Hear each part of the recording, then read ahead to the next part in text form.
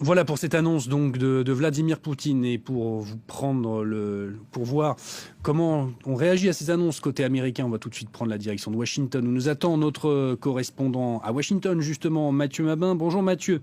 Mathieu, on vient d'entendre donc l'annonce de Vladimir Poutine qui met en alerte donc les forces nucléaires russes. Quelle est la réaction de la Maison Blanche à cette menace nucléaire brandie donc par la Russie de Vladimir Poutine?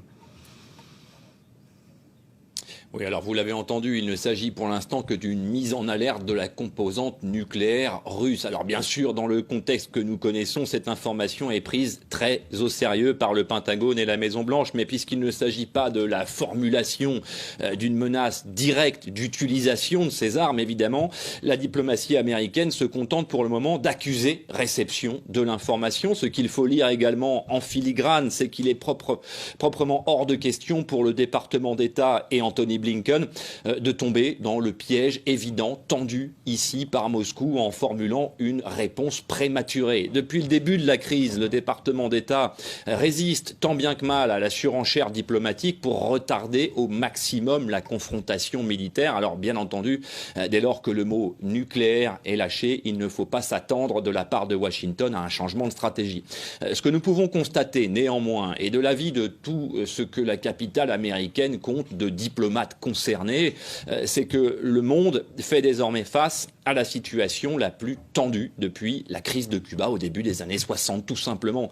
Il n'y a concrètement aucune raison rationnelle pour que Vladimir Poutine brandisse l'arme nucléaire, mais ce qui doit raisonnablement nous préoccuper, c'est que la situation actuelle en Ukraine est déjà qualifiée d'irrationnelle par une majorité de chancelleries occidentales. Mathieu, Washington, on l'a vu, hein, est actif diplomatiquement, mais les Américains jouent-ils un rôle et sont-ils présents sur le terrain militaire en Ukraine? Vous voyez, le Pentagone n'en a jamais fait mystère. Il y a des conseillers américains auprès des troupes régulières ukrainiennes, des officiers de l'armée américaine insérés dans les états-majors ukrainiens dont la fonction est double.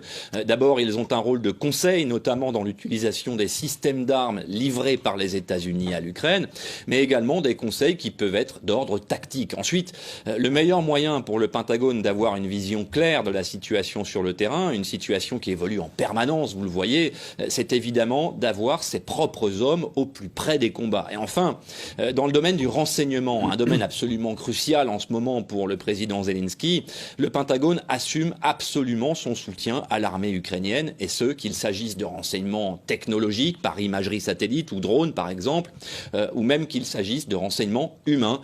L'extension de ce renseignement humain peut se matérialiser sur le terrain par la mise à disposition de conseillers techniques spécialistes de la guérilla, en clair des agents de la CIA, un aspect du conflit qui ne pourra aller qu'en s'accélérant quand les armées de Vladimir Poutine se seront partiellement ou totalement emparées du pays.